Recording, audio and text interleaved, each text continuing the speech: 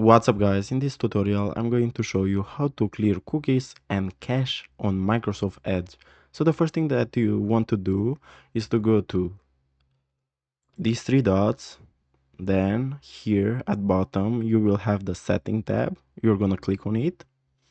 Then what you want to do is to go to privacy, search and services, and here you can clear browsing data. Now you're gonna click on it, and here you have clear browsing data. Now we're gonna click on choose what to clear, and here you can choose what to clear. I want to clear browsing history, download history, cookies and other size data, like so, and the cache memory. So let's do it. We're gonna click on clear now, and as simple as this, we cleared our cookies and cache memory. So guys, this was the tutorials. Thanks for watching, and don't forget to like the video and subscribe to the channel. Bye bye.